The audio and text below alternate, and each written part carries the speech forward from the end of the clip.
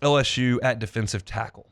Y'all know after January of 2024, when Mason Smith and Mekhi Wingo and Jordan Jefferson left, all of a sudden you look up and you go, what's left?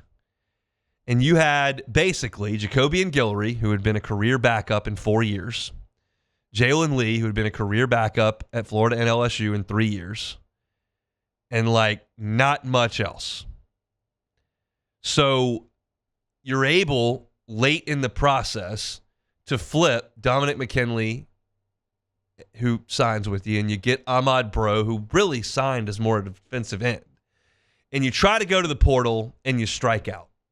You don't get Dominic Williams. You're not able to cough up the amount of money needed to win some of these guys that were coming from higher profile situations. So y'all know this story. You end up with Gio Paez, who did not play like a true defensive tackle at Wisconsin. He played some on the edge. He wasn't really a full-time starter. He was just kind of a spot guy for Wisconsin. And you get JVR Suggs from Grand Valley State, who half of his schedule last year was against schools I've never heard of.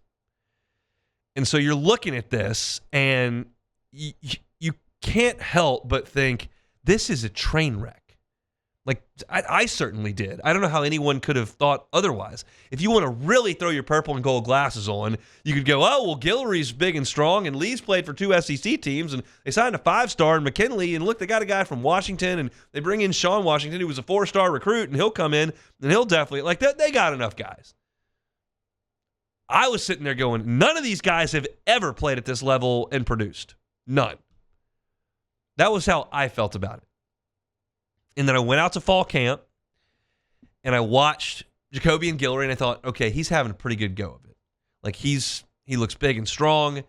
He's winning a lot of one-on-one reps. Like, I think he can hold his own in there and not be a disaster.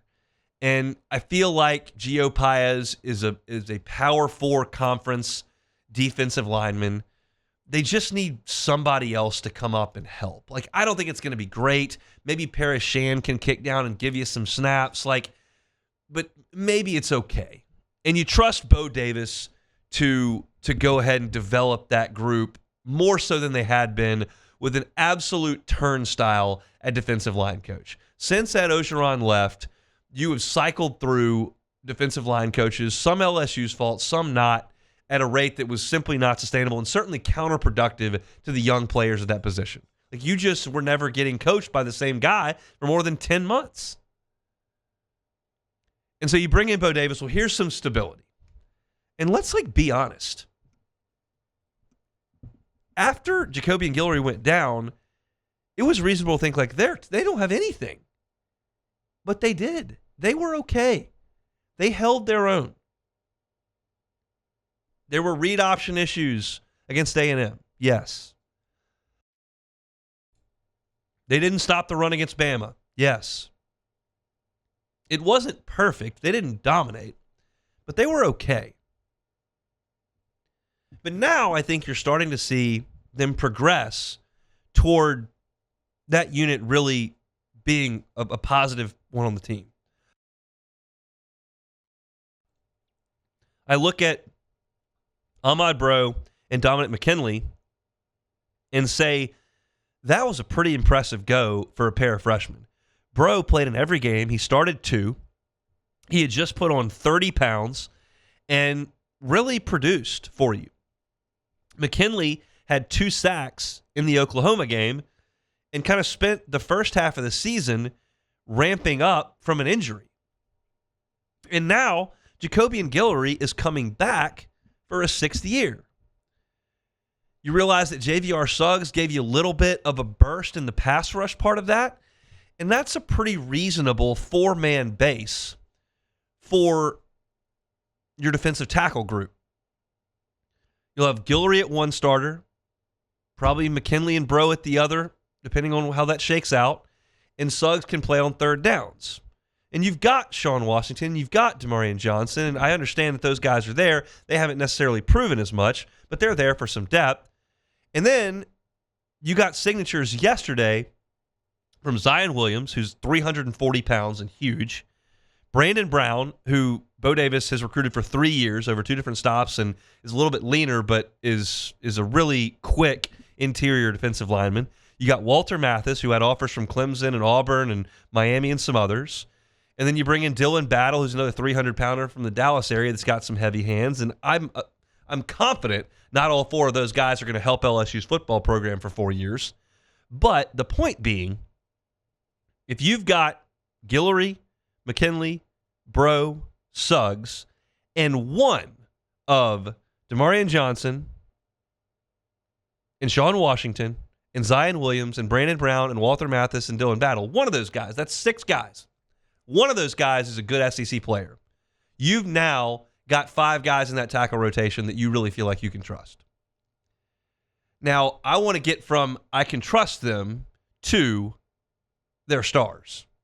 Because you look back at LSU's best defensive tackle tandems over the years, best teams over the years, and you're talking about Chad Lavallee. You're talking about Kyle Williams. You're talking about Glenn Dorsey, Ricky Jean Francois, and Marlon Favorite. You're talking about Michael Brockers and Benny Logan. Even in 2019, Tyler Shelvin was a handful for teams.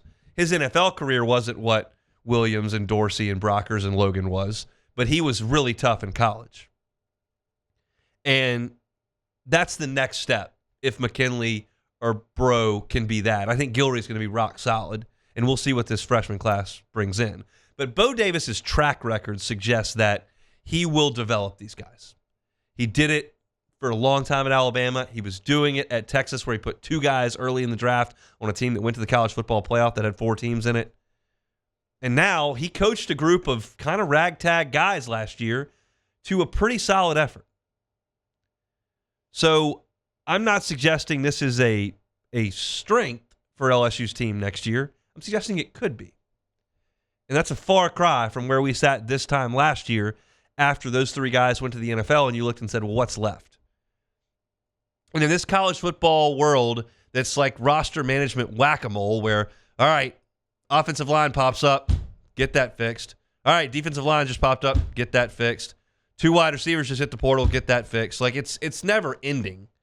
But certainly defensive tackle was a big issue for LSU 12 months ago. And I would suggest right now, if you can get a first-team all-league defensive tackle who'd like to come, I'm all for it. But I don't think that's chief among the needs for LSU right now. Certainly not what wide receiver, quarterback, tight end are right now. Defensive tackle looks to be on solid foundation. Now, 3 of these guys at the transfer portal next year, we'll rediscuss the conversation.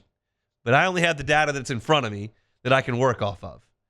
And Ahmad Bro's already said he's coming back. I don't have any reason to believe Dominic McKinley's not coming back. Jacobian Guillory is coming back. And these 4 guys that are freshmen have already signed on the dotted line. And I don't think JVR Suggs is in a hurry to leave either. So you're talking about a position group that's going to be pretty deep, that has brought in some talent, has a really good position group that's finally a coach that's back for his 2nd year at the position, which hasn't happened in a while. I feel good about defensive tackle now. They've addressed those needs.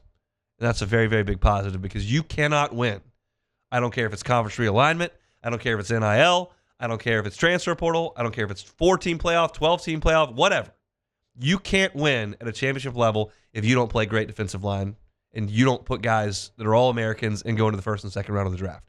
I just routed off all of LSU's guys. Alabama was a factory for 15 years putting defensive linemen in the NFL draft. Georgia's done that for the last 5 years. That's where you got to get. Clemson's got a ton of guys. Marcus Lawrence and Brian Brzee, and you know the names that Clemson's had run through there. Like, you got to have dudes, the defensive line, to win at the championship level. And Bo Davis is starting to work on that now at LSU. And Brian Kelly alluded to that yesterday at his press conference when he said, now you're looking at a defensive line with depth, size, physicality.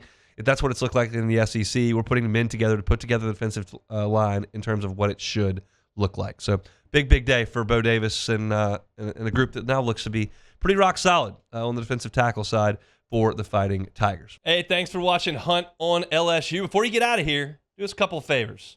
Hit that like button, leave your comments below, and subscribe to the channel for all your Fighting Tiger football talk. See you next time.